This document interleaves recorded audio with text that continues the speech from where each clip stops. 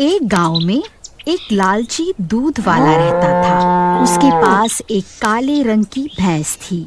उस भैंस का एक बच्चा भी था।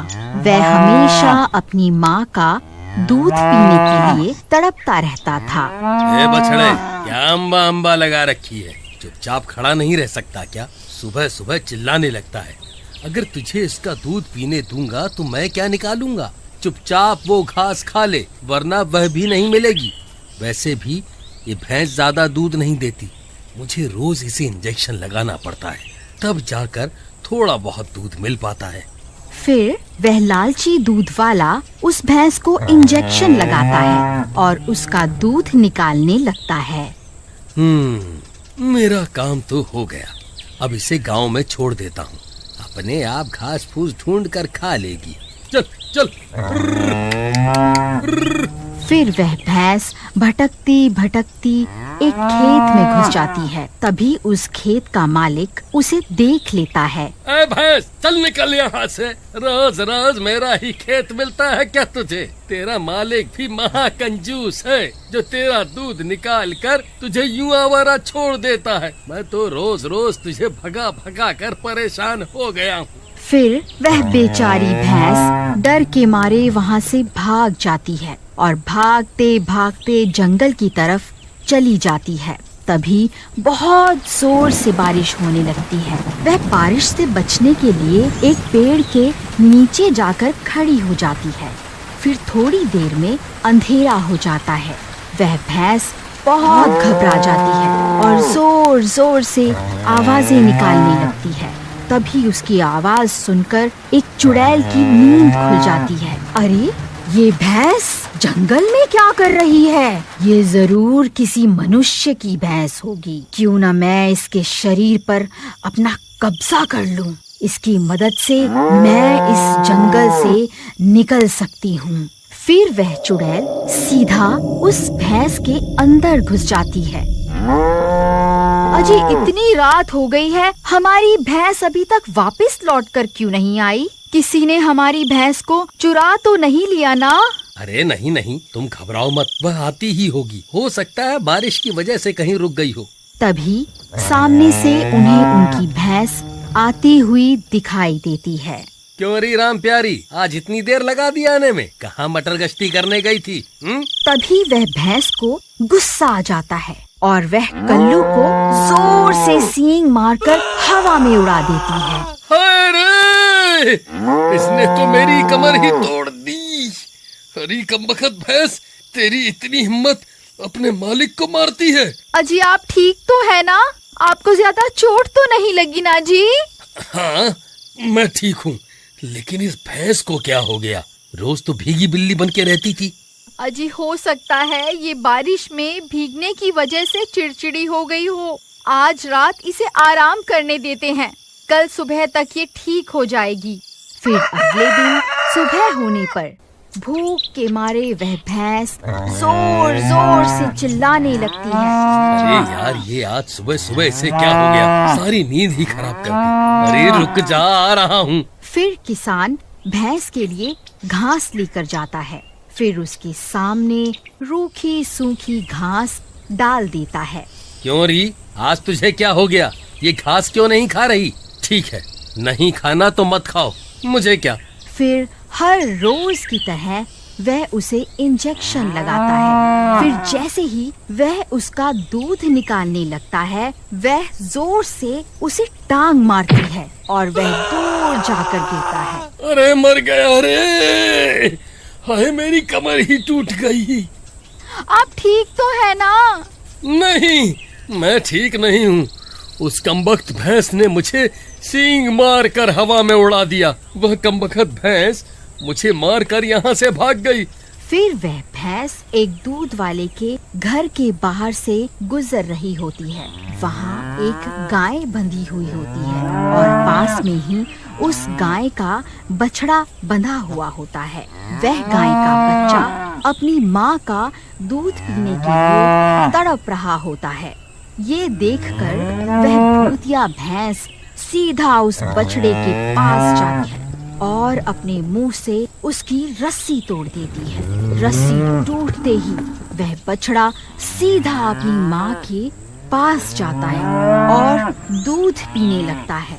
अरे ये क्या, ये बछड़ा आजाद कैसे हो गया?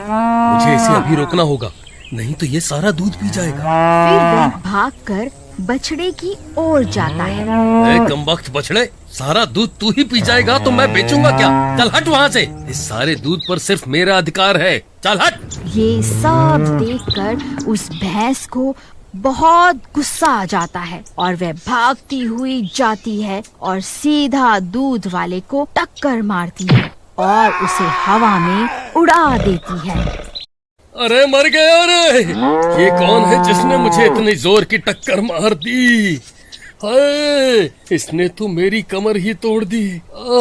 ये किसकी भैंस है? ये यहाँ कहाँ से आ गई? आय, मेरी तो कमर ही टूट गई। फिर वह भैंस चुड़ैल में बदल जाती है। अरे मर गए रे!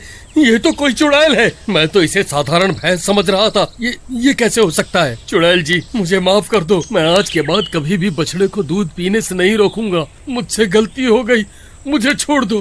फिर वह भैंस उसे छोड़कर आगे बढ़ जाती है। फिर उस भैंस को अपने बच्चे का ध्यान आता है और वह वापस अपने घर की ओर चल देती है। तभी अंधेरा हो जाता है। अजी, लगता है हमारी भैंस वापस आ गई है। ये उसी की आवाज है, चलो बाहर चलकर देखते हैं। फिर वह दोनों अपने घर से बाहर जाते हैं और देखते हैं कि उनकी भैंस बाहर आंगन में खड़ी होती है। क्यों री भैंस, आ गई घूमकर? तूने सुबह मेरे साथ ठीक नहीं किया और 2 दिन हो गए तूने एक बूंद भी दूध नहीं दिया। अभी रुक, मैं 2 दिन का सारा दूध अभी निकाल लेता हूँ। अरे भगवान, जरा अंदर से वह इंजेक्शन लेकर आना जिससे ये 2 गुना ज्यादा दूध देती है। अभी लाई जी, ये इसी के लायक है। फिर उसकी पत्नी भाग कर जाती है और वह इंजेक्शन ले आती है। लो जी, लगा दो इसे ये इंजेक्शन, इसे इसके किए की सजा जरूर मिलनी चाहिए। फिर जैसे ही कल्लू उसे इंजेक्शन लगाने लगता है, वो फिर से उसे जोर से लात मारती है और अपने असली रूप में आ जाती है। अरे मर गए रे, ये तो चुड़ैल है। हे भगवान, ये कैसे हो सकता है? हमारी भैंस तो चुड़ैल निकली। हाय, अब क्या होगा? हे भगवान, ये चुड़ैल तो हमें जिंदा ही खा जाएगी। कृपा करके हमारी रक्षा करो। ए लालची दूध वाले, बस बहुत हो गया। तूने इस बेजुबान जानवर पर बहुत जुल्म ढाए हैं, अब तू नहीं बचेगा। मुझे तो लगा था कि हम भूत प्रेत ही बुरे होते हैं, लेकिन तुम इंसानों ने तो इंसानियत की सारी हदें पार कर दी हैं।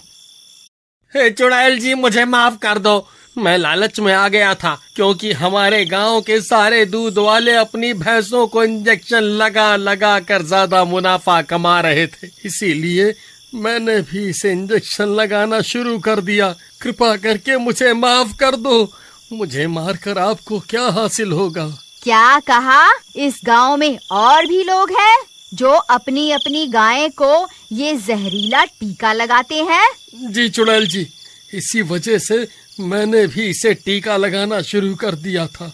ठीक है, मैं तुम्हें एक ही शर्त पे माफ करूंगी। तुम्हें मेरा एक काम करना होगा। गांव में जितने भी लोग इस टीके का इस्तेमाल करते हैं, तुम्हें उन सबको रोकना होगा जब तक मैं इस भैंस के शरीर में रहूंगी। फिर जब मुझे पूरा विश्वास हो जाएगा कि अब कोई भी दूध वाला इस टीके का इस्तेमाल नहीं कर रहा है, मैं खुद ब खुद इसका शरीर छोड़कर यहाँ से चली जाऊंगी। जैसी आपकी आज्ञा चुड़ैल जी, मैं आज ही पूरे गांव में घूम घूम कर ये पता लगाऊंगा और उन सब की शिकायत दरोगा साहब से करके उन्हें सजा दिलवाऊंगा। फिर लालची दूध वाला अपनी गलती सुधारता है और बाकी के गांव वालों को भी ऐसा करने से रोकता है। फिर कुछ ही दिनों में वह चुड़ैल भी उस भैंस का शरीर छोड़कर वापस जंगल में चली जाती है।